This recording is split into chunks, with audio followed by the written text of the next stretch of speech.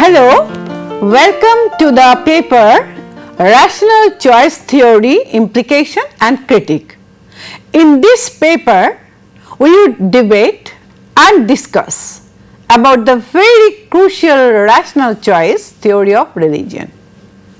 The paper has been divided into short sections to effectively formulate a meaningful discussion around the idea of rational choice. Each section will help to clarify the notions and justify the furtherance of the discussion. The application of rational choice theory, that is RCT, as we would refer to it further on, to the domain of religion is debatable. The cost benefit model of RCT does not solely determine individuals' allegiance to particular religious belief or practice. Hence, religious activity is a field where applying RCT may not be adequate. However, RCT stands out as the most reliable theory formulated so far in an attempt to objectively understand religious affinity. Rational choice theory is part of economic theory where maximum benefit for least cost determines human behavior. All behavior accounted here is then by nature rational. As for example, friendship and marital relations can be understood through RCT. Choice of friend or partner is a measure of benefits over costs. Applying RCT to sociology of religion has led to a reanalysis of the latter, within which first RCT explains secularization thesis through new basis, and second RCT attempts to provide new understanding in the study of sectarianism and religious movements. It would be interesting as well as essential to know the initiators who developed the link between rational choice and religion. Rodney Stark and William Sims Bainbridge first applied the laws of rational choice theory to sociology of religion in the year 1980. It has since then been furthered and modified by them continuously. Roger Fink and Lawrence Einacon have significantly contributed to refining RCT. Stark and Bainbridge developed a deductive theory of religion. The theory is based on a general theory of human nature and action. It is closely related to the popular exchange theory. According to exchange theory, actors will always try to obtain maximum benefit through every interaction. Every human interaction is treated in the form of an exchange. Hence, exchange theory is a special case of RCT. From this understanding, then, we would now be able to formulate the rational choice theory of religion, that is RCTR. RCTR states that within the limits of their information and understanding, restricted by available options, guided by their preferences and tastes. Humans attempt to make rational choices. Humans weigh rewards against costs. They develop ways to minimize costs to the most. As a result of this balancing of rewards against costs, explanations develop on how to minimize costs and maximize rewards. Humans then chose from these explanations the most effective one. What are rewards? By definition, rewards are anything which is desired by humans and to obtain which humans are ready to incur costs. There are two types of rewards, specific and general, and both are limited as compared to their demands. Some rewards are very strongly desired by humans, but which are very difficult to obtain. For example, immortality. Religion provides explanations in how these difficult to obtain rewards can be achieved by humans. What is the role of religion here then? Religion is the means by which humans can achieve strongly desired rewards in everyday life. Religion is like a set of explanations, but those which cannot be verified. But humans believe in it because it provides promises of beyond this life rewards. These other worldly rewards are those which can be received only through supernatural forces. The presence of supernatural forces in religious explanations is a very important characteristic to be present in all religions. Therefore, Theravada Buddhism is different from popular Buddhism, which has the presence of supernatural beings.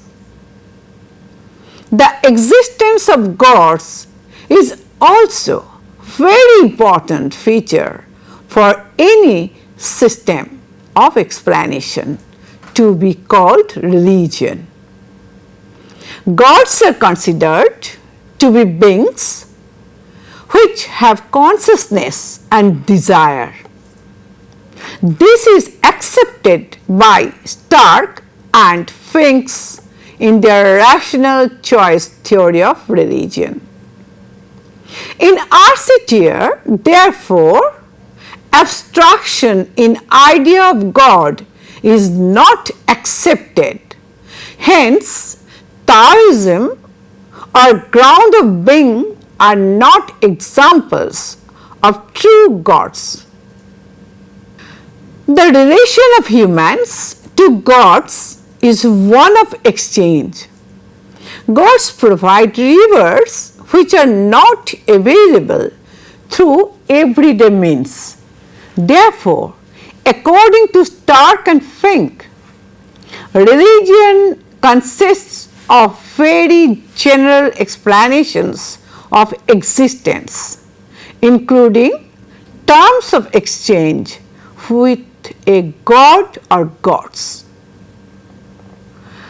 Religious explanations are useful for humans on various grounds.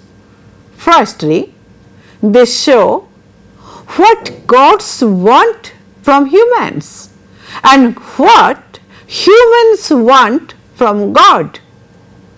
Secondly, they are capable of answering questions on meaning of life and how humans came to being, then why do humans exist in this life and what happens to them after death, and so on. From this understanding, it shows that for us here, religion acts more like an explanatory system. It does not consider it to be functional or symbolic, which help in social integration, solidarity, and maintaining order. For us here, religion can be functional or symbolic in specific empirical cases. Gods are believed to have different characteristics that also vary. Gods in general are seen as having power more or less, helps others, being benevolent and malevolent. Reliable, consistent. Exchanges between humans and gods are dependent on these characteristics. Such exchanges can also be of varying nature, like short-term or long-term, less important or more significant. These exchange relations change from one society to the other depending on the nature of the particular society. In societies having division of labor, dealings with gods are taken up as responsibilities by specific organizations. These organizations in their work further develop a cultural system of exchange. Stark and Fink explain how religious explanations are difficult to be considered as neutral. Humans believe strongly in these and therefore place a lot of trust on them. This attribute therefore makes religion a collective and communal system. The collective nature of religion is expressed in the communal form of ritual and ceremony practices. Maintaining rituals provide confidence to the loyalists. An example of ritual is praying. It is a private form of ritual that gives assurance in the existence of gods and the possibilities of miracles and mystical experiences. A number of religious organizations develop in society providing religious explanations. According to RCTR, religious organizations also operate in an economic way. Religious organizations are like farms which are providing products in the form of religious explanations to consumers that are humans. Humans then chose between these farms, that is, the religious organizations, as to who is providing the greatest products in exchange of minimum costs. Costs in this case are in the form of costs of religious participation, and rewards are measured by humans in terms of their preferences and level of benefits. Among these religious organizations, there are certain exclusive organizations who involve religious specialists. Exclusive organizations provide those rewards that are least uncertain to achieve. People chose their religious organizations according to their preferences regarding what they want from the latter. These preferences vary widely. Preferences are in the nature of religious involvement. Some prefer expressive excitement, while others calm contemplation at worship. One tenet of RCT is that human preferences are relatively stable and uniform. What humans want from religion are in general security, comfort, material well-being, entertainment, and others. Religion as a system offers rewards that are difficult to achieve. Hence, religious answers are required in everyday problems of human life. Religious organizations will emerge based on these preferences and trying to provide for all types of individual choices. Markets with religious organizations will emerge surrounding these preferences that will either be in tune with predominant social values or which deviate from them. So, according to RCT, there will be those organizations which are in low tension with society and those which are in high tension with society. In a free religious market, all types of organizations will be present. Those with high tension will be ultra strict and those with low tension will be ultra liberal. Generally, most religious organizations will be neither of the two. They will be in the center where most individual preferences will be present. So far, we have been able to understand what rational choice theory of religion is as well as what constitutes the religious market. Next, it would be wise to establish the relation between the two. RCTR emphasizes on the supply side of religious markets, since the religious preferences of individuals are fixed and religious change is not so common. The role of religious entrepreneurs are important.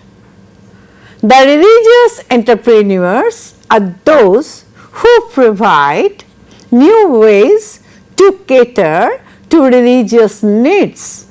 They provide new ways that appeal to customers and which so far have not been expressed by them. A pluralistic religious market is one where various religious organizations are present that cater to almost all types of individual preferences. Competition in this religious market is between religious organizations. They will try to attract more members by offering newer and newer ways of achieving rewards. The now discussed understanding of pluralistic religious market by RCTR is completely different from conventional theories. According to conventional theory, in case of religion, there is no pluralism or competition among religious organizations. This questions the authority of religious beliefs and encourages indifference, leading to secularism. Rather, the presence of unchallenged church ensures that dissent and deviance do not develop at all. RCTR, on the other hand, says that monopolistic religious market, that is existence of only one religious organization, does not meet all religious needs. The place of religious specialists and functionaries are secure in the monopolistic religious market, though they may not be popular.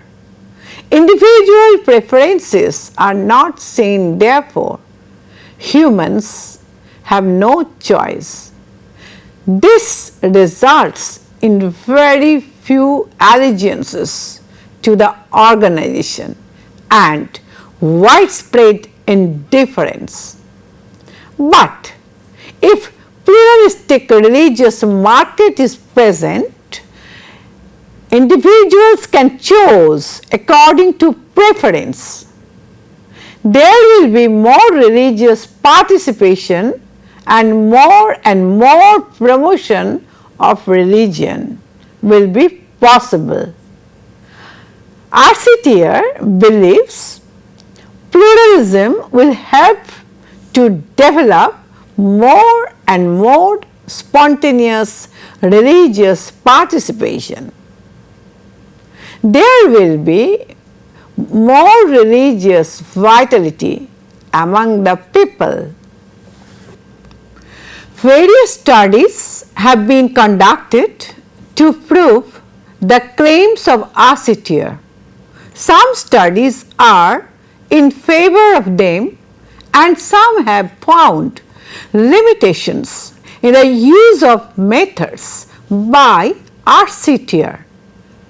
It is accepted by rational choice theorists that choice of religious affiliation is different from choosing other products of everyday life.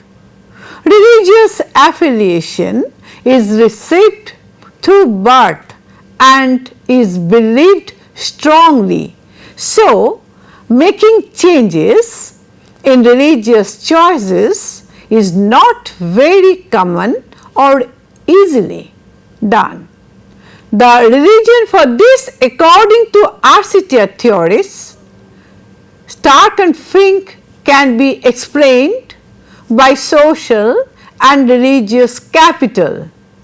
Social capital means the network of personal relationships that an individual develops with other members of their religious organizations. Changing to new religious organizations cannot replenish that capital.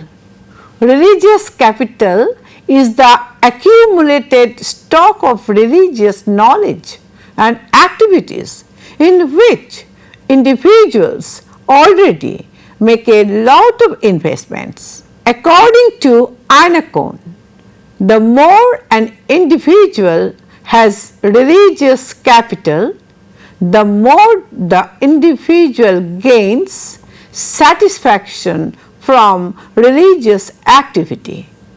From the above, it can be understood why more younger age group convert their religious affiliation?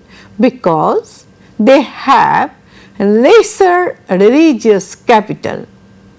Also, it can be understood why older people participate more in religious activities, having gained a fair idea about how RCTR approaches religious situations for its applicability.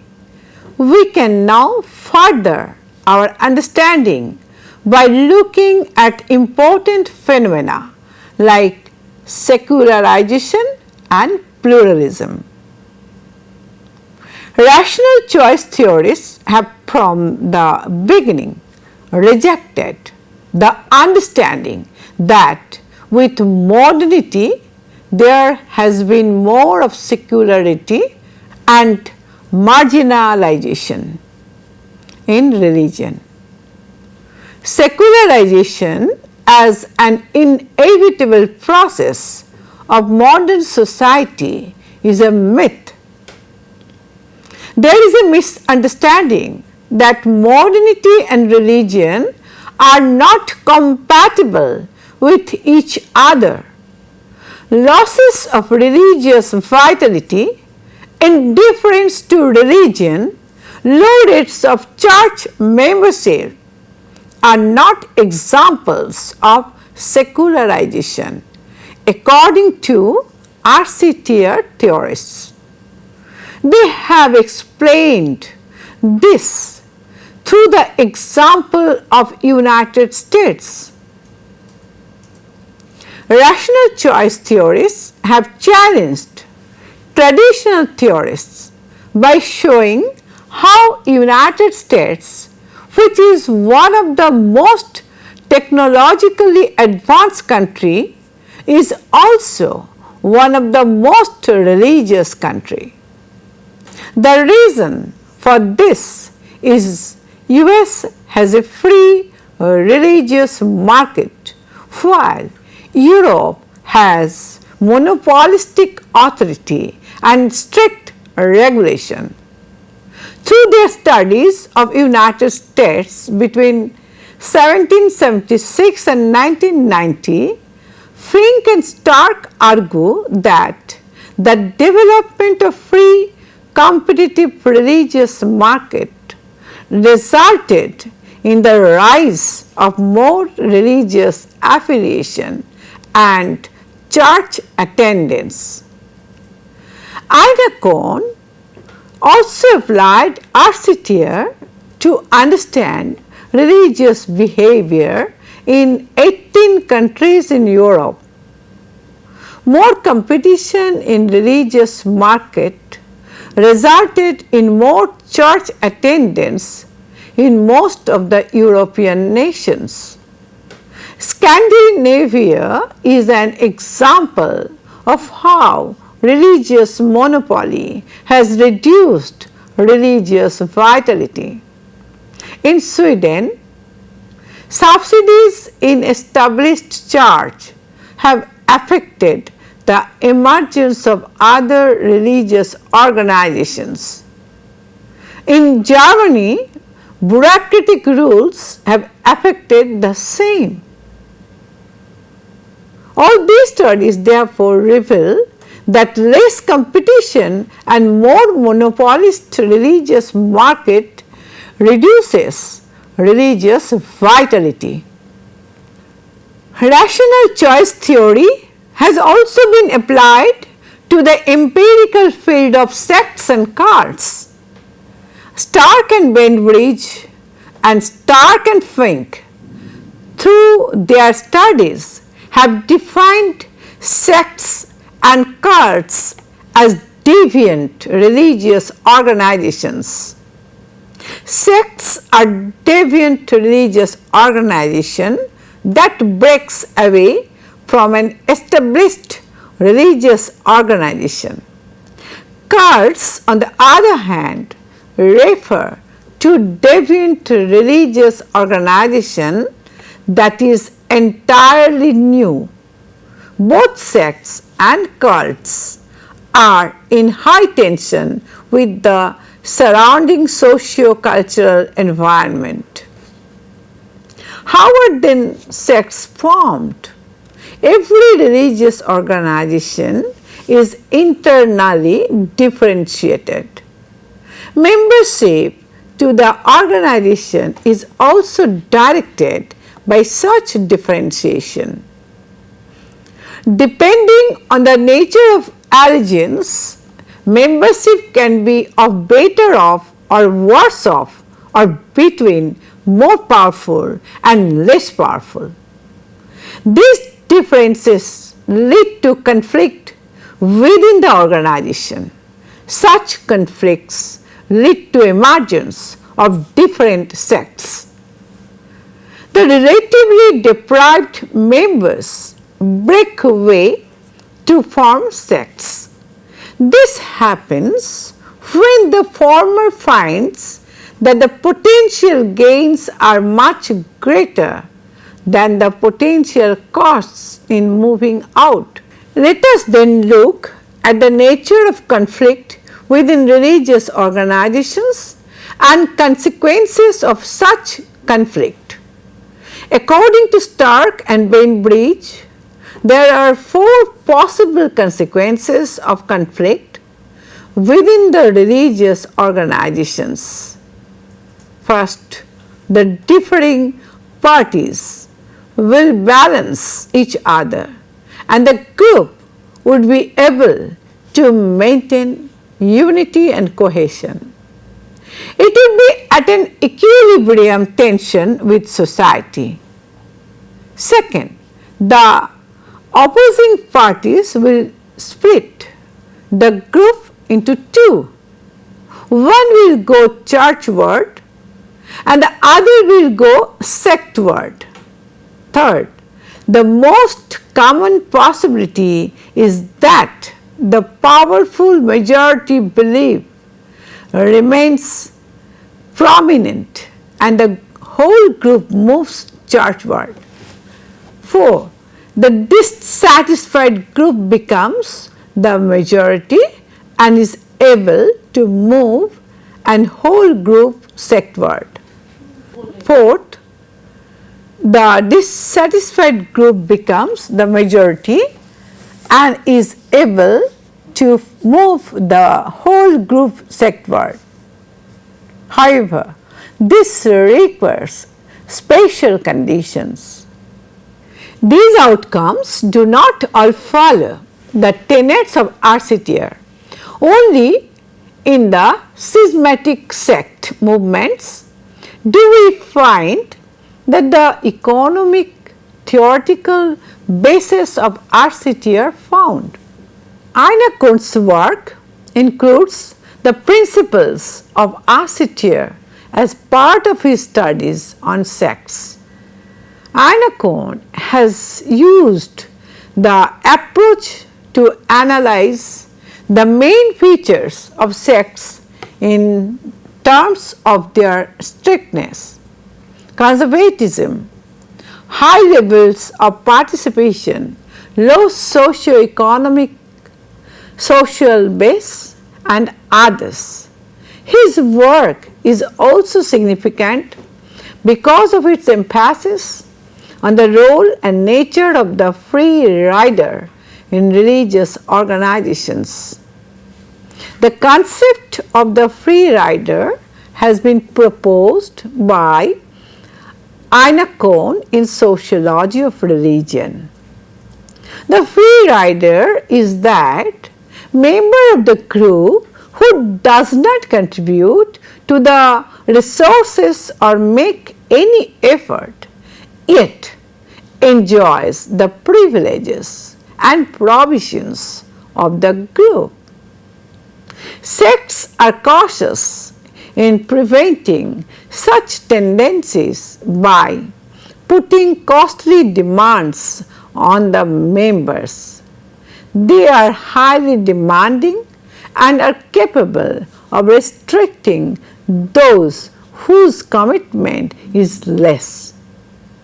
The demands can be in the form of wearing particular dresses, prohibitions on food habits, distinct separate lifestyles, and regulated behavior patterns.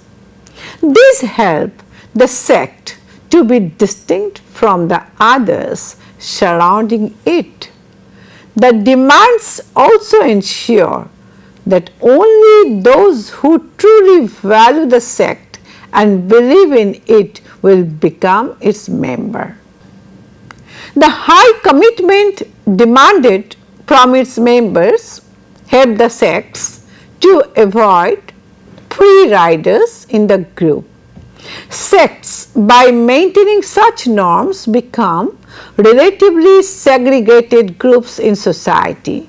However, to ensure gratification of its members, sects encourage friendships and socialization within the group.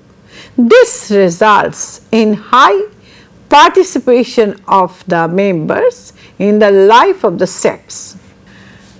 Having known the areas where RCTR can be applied, the discussion will be directed towards finding out the criticisms of RCTR's basic principles. Critics of RCTR attack the core principle of how RCTR understands religion. Is it suitable to consider religious affiliation in terms of exchange value and rational choice, or is it simply a matter of choice? There is a fundamental difference between religion and consumer products. This has been explained by Bruce through his study. One does not change his or her religion based on changes in the market. One does not choose religion from what is in offer in the market. Rather, religion is about belief, and hence it is hardly changed at all. More so because commitment is a necessary characteristic of religious believers. Believers of religion accept it as a truth, and there is no choice in accepting truth. The social and cultural backgrounds of individuals play a determining role in their choices. Beliefs are always shaped by the socialization and cultural environment in which individuals find themselves. RCTR is criticized for not considering these social, cultural, traditional and historical factors. Serkart particularly criticizes RCTR's focus on individual choices without regard to any socio-cultural context. Serkart's study shows that markets are always based on social relations. Religious markets are more based on social ties. According to Serkart, it is valuable to know the difference between choice and preference and not make them equal. An individual's choice is not determined by preference alone, but by the surroundings, attitudes and reactions. Critics have criticized RCTR's approach to what constitutes truth. Truth is not only embedded in the means-ends relationships that RCTR is stressing on. Truth can also reside in describing things as they are. In religion, particularly, truth prevails in such nature, that is, truth as making sense of things around us. Thus, RCTR emphasized more on what Weber described as Sects rationality, while in religion it is more a case of epistemic rationality.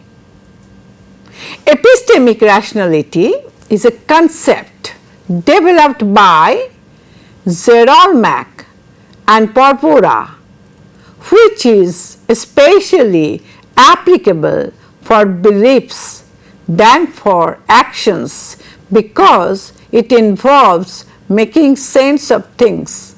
Beliefs stem from direct experience and are warranted by them.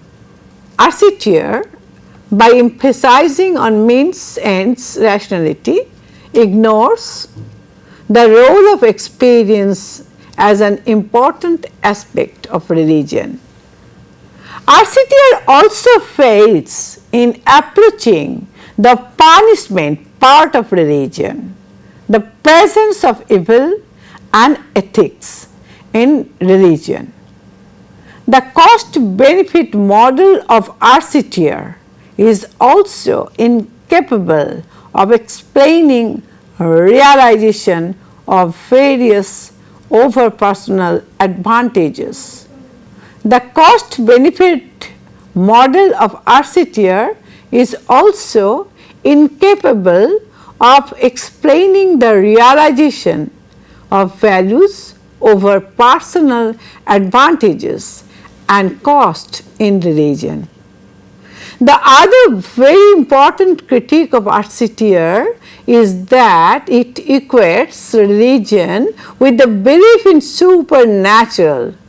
Such an understanding is problematic for it shows ethnocentric bias.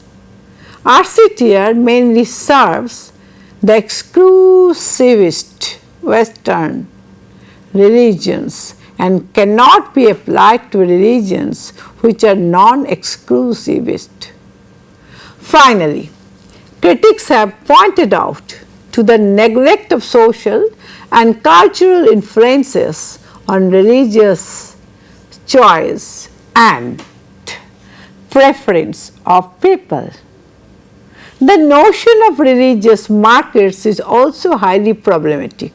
Most essentially, the non-availability of any accounting unit or currency makes the economic model less effective.